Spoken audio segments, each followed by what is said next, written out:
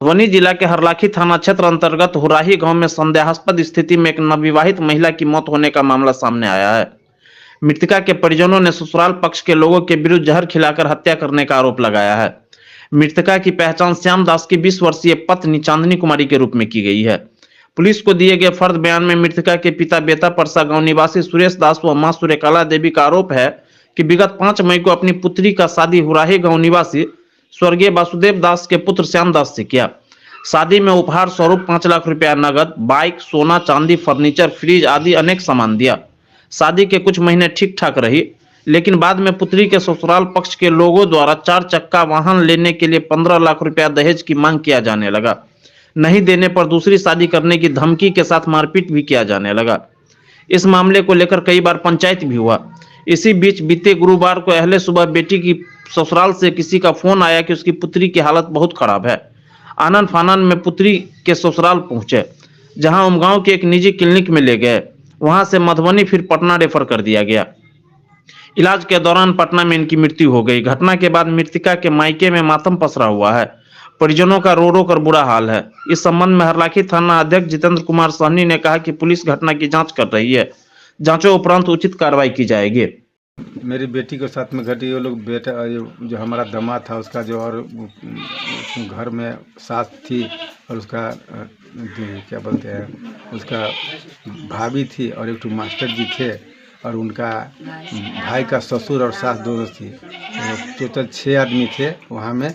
वो सब पॉइजन खिला दिया हमारा बेटी को। मालूम हुआ हमको सवेर में, तो इसको लेकर के हम कोई आदमी ऐसे फ़ोन हमको किया कि आपको बेटी का ऐसे मधुबनी हॉस्पिटल में रखा था।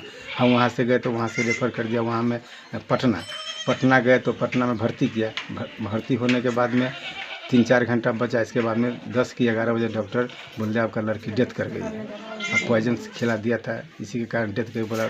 वहाँ से भी शादी कब हुई थी? शादी सर 5 मई 2024 को शादी हुआ था।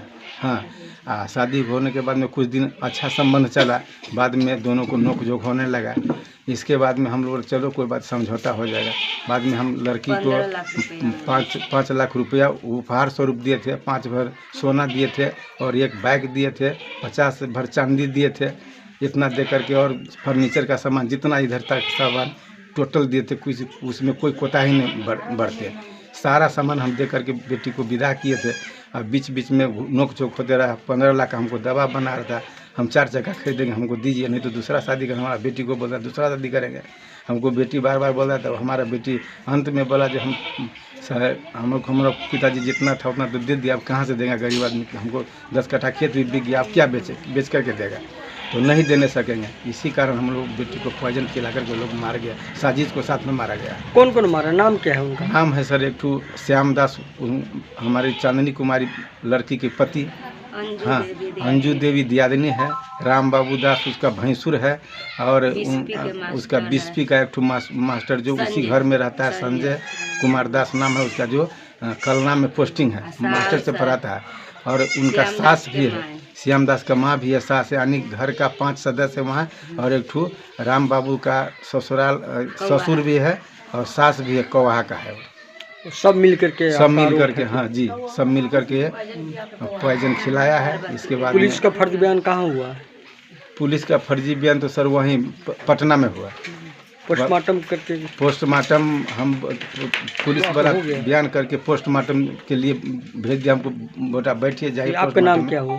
मेरा नाम है सुरेश कुमार दास। घर सुरेश दास सर। आपका घर बेता परसा। बेटी की शादी किस गांव में हुआ था? हुराही गांव में सर।